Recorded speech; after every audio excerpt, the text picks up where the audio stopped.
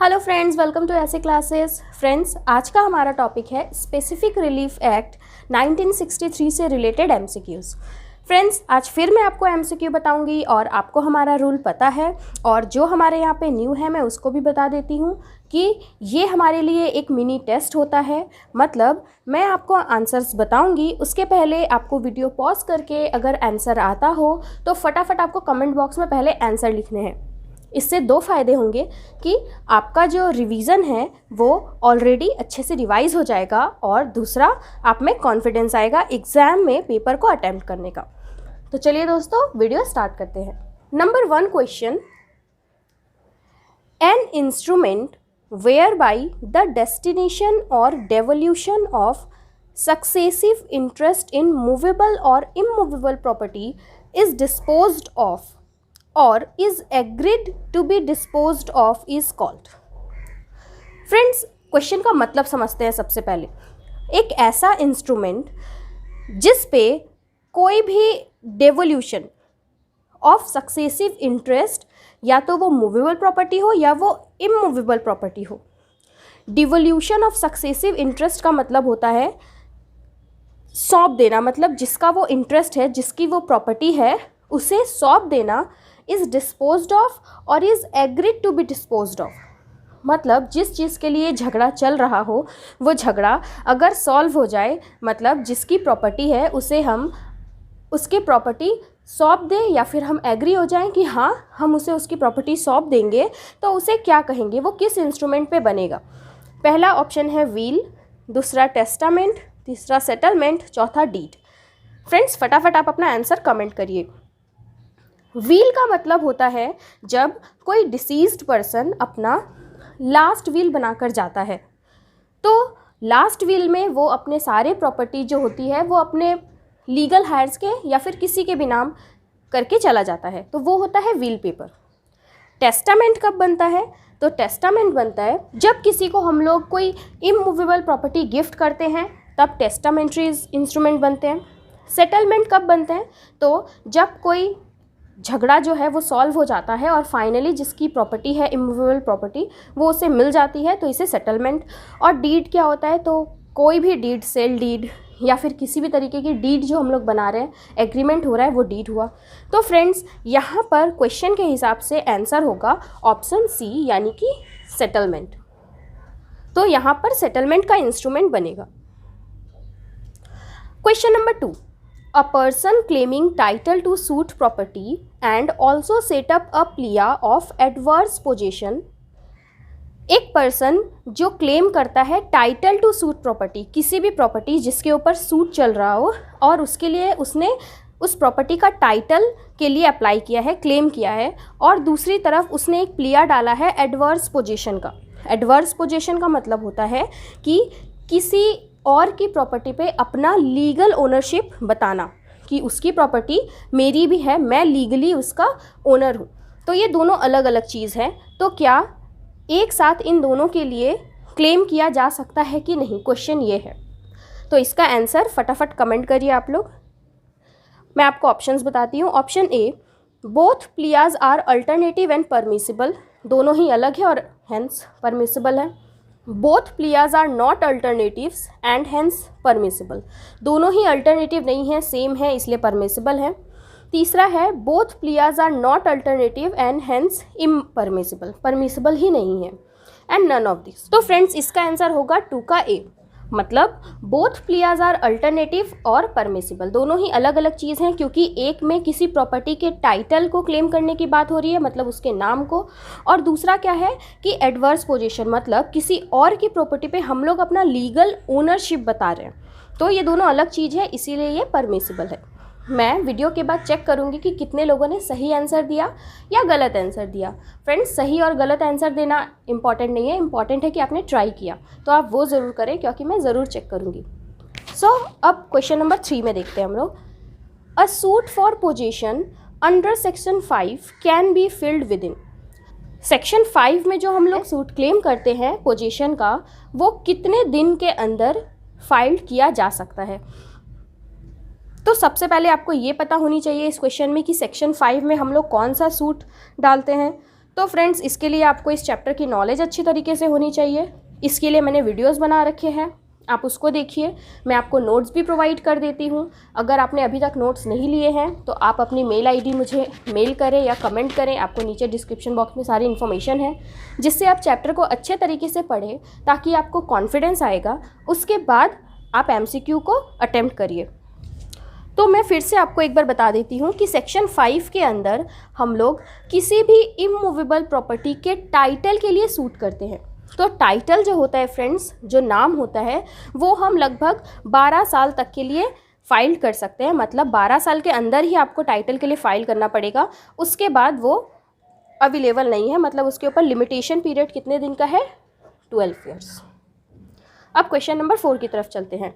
Okay friends, तो next question start करने के पहले मैं आप लोगों को सॉरी बोलना चाहूँगी। एक्चुअली हुआ क्या कि जब मैं वीडियो बनाना स्टार्ट कर रही थी तो मैंने पूरे वीडियो बना दिया और बाद में मुझे पता चला कि मैंने रिकॉर्डिंग ऑन ही नहीं करी थी, जिसकी वजह से मैंने आपको पूरा बता दिया, पूरा पढ़ा दिया और वो वीडियो रिकॉर्ड नहीं हो पाई, जिसकी वजह से क्वेश्चन के आंसर्स में टिक लग गया है। और अगर मैं दूसरा स्टडी मटेरियल रेडी करने जाती हूँ तो बहुत टाइम लग जाएगा और आपको ये वीडियो जल्दी नहीं मिल पाएगी, लेट होगी वीडियो मिलने में। इसीलिए मैं इसी पर वीडियो बना दे रही हूँ। आई होप आप लोग समझोगे। तो चलिए क्वेश्चन नंबर 4 देखते हैं। अ suit for position of N immovable property under section 6 of the specific relief act can be filed within of disposition। Friends, इसका मतलब है कि a suit for possession of an immovable property, जैसा कि हमने ऊपर वाले सेक्शन 5 में देखा था, अब हम सेक्शन 6 की बात कर रहे हैं। तो सेक्शन 5 में हमने टाइटल देखा था, मतलब मूवेबल प्रॉपर्टी का टाइटल के बारे में बात की गई थी, लेकिन सेक्शन 6 में पोजीशन ऑफ इमूवेबल प्रॉपर्टी की बात की गई है। तो ये कितने दिन के अंदर में डिस्पोजेस्ड हो सकता है, मतलब ये कितने दिन के अंदर में हम लोग क्लेम कर सकते हैं। तो फ्रेंड्स, इसका सही आंसर है ऑप्शन डी, यानी कि 6 months.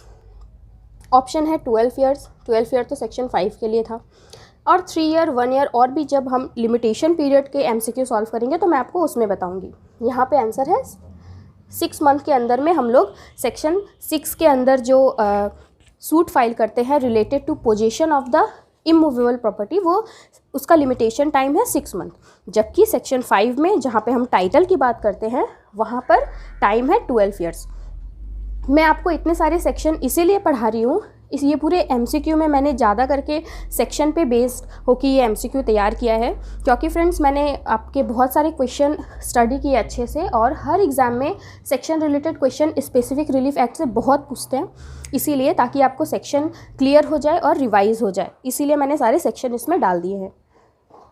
Question number 5, a suit for recovery of position of N immovable property under section 6 of the specific relief act can not be filed against.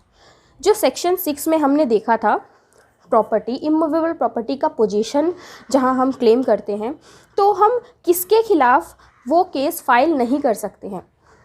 Option a government, option b trust, option c both a और b, both government and trust, option d neither a nor b. Friends, यहाँ पे एक चीज़ देखिए कि जब भी कोई question आप लोग पढ़ते हैं तो कैन नॉट, नेगेटिव है कि पॉजिटिव है, इन सेंटेंस पे बहुत ध्यान देने वाली बात है, क्योंकि हम लोग आंसर करके आते हैं पॉजिटिव का, जबकि क्वेश्चन रहता है नेगेटिव का। तो जहाँ पे भी आपको नेगेटिव वर्ड दिखे तो उस क्वेश्चन को कम से कम 2 बार ज़रूर पढ़िए, जिससे आपको पूरी तरीके से अंडरस्टैंडिंग आ जाए। तो यहाँ पर 5 का ए होगा आंसर गवर्नमेंट, कि गवर्नमेंट के खिलाफ हम लोग सेक्शन 6 के अंदर रिकवरी ऑफ पोजीशन के ऊपर केस फाइल नहीं कर सकते हैं।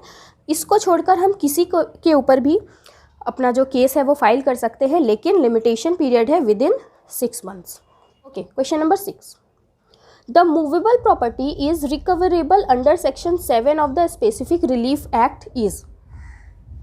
अब हम बात करते हैं सेक्शन 7 की। 5 और 6 में हमने देखा था, यहाँ पर बात हुई है इमूवेबल प्रॉपर्टी को लेके, लेकिन सेक्शन 7 और 8 बात करता है मूवेबल प्रॉपर्टी को लेकर। तो यहाँ पर पूछा है कि मूवेबल प्रॉपर्टी जो कि रिकवर होता है सेक्शन 7 में, वो कैसी प्रॉपर्टी होती है। ऑप्शन है specific movable property, any movable property, specific immovable property और its equivalent, none of the above. तो फ्रेंड्स, हमने पहले ही ये देख लिया है कि सेक्शन 5 और 6 इमूवेबल को लेके बात करता है, तो यहाँ पे इमूवेबल तो होगा नहीं। दूसरा, एनी मूवेबल प्रॉपर्टी तो आएगा नहीं, क्यों? क्योंकि चैप्टर का ही नाम है स्पेसिफिक रिलीफ एक्ट, जहाँ पर स्पेसिफिक चीज़ों पर रिलीफ मिलती है। तो यहाँ पर सही आंसर होगा 6 का ए, स्पेसिफिक मूवेबल प्रॉपर्टी। ओके, जो मूवेबल प्रॉपर्टी होती है उस पे हम अंडर सेक्शन 7 जो है वो रिलीफ क्लेम कर सकते हैं। फ्रेंड्स, मैं फिर से आपको एक बार बता दूं कि अगर आपने अभी तक स्पेसिफिक रिलीफ एक्ट चैप्टर को अच्छे से नहीं पढ़ा है तो आपको एमसीक्यू सॉल्व करने में प्रॉब्लम होगी, जिससे आपका कॉन्फिडेंस डाउन हो जाएगा। तो ऐसा काम ना करें, पहले चैप्टर को अच्छे से पढ़ें, उसके बाद एमसीक्यू सॉल्व करें। मैंने चैप्टर अपलोड कर रखा है, आप उसको देखें।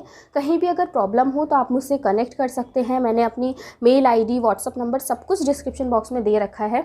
आप कमेंट करें मुझे, मैं आपको बिल्कुल बताने की कोशिश करूँगी जो भी आपका प्रॉब्लम हो। अगर कोई टॉपिक ना समझ आए तो मैं वो भी आपको समझाने की कोशिश करूँगी, लेकिन प्लीज़ आप लोग पहले अच्छे से चैप्टर को देखें, उसके बाद ही एमसीक्यू सॉल्व करने आए। नेक्स्ट क्वेश्चन है, Which of the following is not a specific movable property within the purview of section 7 of the act? जो स्पेसिफिक रिलीफ एक्ट सेक्शन 7 है वो स्पेसिफिक मूवेबल प्रॉपर्टी के ऊपर बात करता है, ये हमें पता चल गया, लेकिन कौन सी प्रॉपर्टी इसके अंदर कवर्ड होती ही नहीं है? ऑप्शन है share certificate, dead body, government security या नन ऑफ द अबव। तो फ्रेंड्स, सेक्शन 7 जो है वो डेड बॉडी को अपने अंदर कवर्ड नहीं करता, मतलब डेड बॉडी के ऊपर हम लोग रिलीफ क्लेम नहीं कर सकते अंडर सेक्शन 7। क्वेश्चन नंबर 8 की तरफ चलते हैं। फ्रेंड्स, आप सबको पता है ऐसे क्लासेस के अंदर में नोट्स प्रोवाइड किए जाते हैं। मैं जो आपको एमसीक्यू पढ़ा रही हूँ आपको इसके भी नोट्स मिल जाएंगे, और इससे रिलेटेड जो चैप्टर और भी मैं बना रही हूँ उसके classroom notes, last minute notes, PDF सब कुछ आपको मिलेंगे। तो अगर आपको नोट्स चाहिए तो आप मुझे मेल कर सकते हैं, कमेंट कर सकते हैं अपनी मेल आईडी, या फिर मुझे व्हाट्सअप पे कनेक्ट कर सकते हैं। ओके, आप ज़रूर वो नोट्स वगैरह पढ़िए जिससे आपको चैप्टर की अच्छी तरीके से नॉलेज हो जाए। हमारा नेक्स्ट क्वेश्चन है, for application of section 7 the specific relief act goods must be. Section 7 में हमें अप्लाई करने के पहले वो गुड्स कैसा होना चाहिए? ऑप्शन है विदाउट अल्टरेशन, गुड्स में कुछ चेंज नहीं होना चाहिए, capable of identification and delivery, वो जो गुड हो वो आइडेंटिफाई नेचर का होना चाहिए, हम पहचान पाएँ उस गुड को, और डिलीवरेबल हो, मतलब हम उसकी डिलीवरी ईजिली कर पाएँ इन ओरिजिनल फॉर्म, और गुड ओरिजिनल फॉर्म में हो, रॉ फॉर्म में हो, उस गुड को कुछ कन्वर्ट ना कर दिया गया हो किसी और चीज़ में। All of the above. तो फ्रेंड्स, इसका आंसर होगा ऑल ऑफ द अबव, क्योंकि सेक्शन 7 में अप्लाई जब हम करते हैं तो गुड्स इन तीनों नेचर के होने चाहिए, चेंज नहीं हुआ हो, आइडेंटिफाई हो, और डिलीवरेबल हो, और ओरिजिनल फॉर्म में हो। नेक्स्ट क्वेश्चन है, Which of the following section of the specific relief act deal with the liability of a person in possession not as honor to deliver the person entitled to immediate possession? Question का मतलब है specific relief act का कौन सा section जो है वो deal करता है ऐसे पर्सन की लाइबिलिटी के ऊपर जो कि ओनर नहीं है, लेकिन वो जिस पोजीशन में अभी है उसे हैंडओवर करना पड़ेगा, इंटाइटल करना पड़ेगा उसके रियल ओनर को। तो कौन सा सेक्शन ये बात बताता है? ऑप्शन है 8, 9, 10 एंड 11। तो फ्रेंड्स, सेक्शन 8 जो है वो इसके ऊपर बात करता है। सेक्शन 9, 10, 11 ये किसके ऊपर बात करते हैं? मैं इसके ऊपर भी आपको एमसीक्यू बहुत जल्दी लेके आऊँगी, ठीक है। तो इसका आंसर है सेक्शन 8। आई होप आपको 5, 6, 7, 8 सबके बारे में अच्छे तरीके से रिवीजन हुआ है और नॉलेज भी आई है। तो अब हम चलते हैं हमारा आज का last question. Question number 10, section 8 of the specific relief act can be invoked. Invoked का मतलब होता है लागू होना। ये सेक्शन कब से लागू होगा? तो स्पेसिफिक रिलीफ एक्ट का जो सेक्शन 8 है वो कब से लागू होगा? ऑप्शन है when the thing claimed is held by the defendant. जिस चीज़ के ऊपर क्लेम किया गया है वो डिफेंडेंट हेल्ड करके रखा हो, एज द एजेंट और ट्रस्टी ऑफ द प्लेंटिफ, या तो वो प्लेंटिफ का एजेंट होगा या फिर एज अ ट्रस्टी वर्क करेगा। When compensation in money would not afford the plaintiff adequate relief for the loss of the thing claimed. Plaintiff को जो लॉस हुआ है उसको क्लेम सिर्फ मनी के थ्रू नहीं किया जा सकता, मनी एडिकेट रिलीफ नहीं होगा। When it would be extremely difficult to ascertain the actual damage caused by its loss. कितना डैमेज हुआ है उस लॉस के वजह से वो निकालना डिफ़िकल्ट हो रहा हो। तो फ्रेंड्स, इन तीनों के ऊपर ही सेक्शन 8 जो है वो लागू हो जाता है। जब ये तीनों किसी भी मूवेबल प्रॉपर्टी पे, तब हम सेक्शन 8 को इन्वॉक यानी कि लागू करेंगे। फ्रेंड्स, अगर आपको नोट्स चाहिए तो आप अपनी मेल आईडी मुझे कमेंट करें या फिर मेल कर दें, व्हाट्सअप कर दें।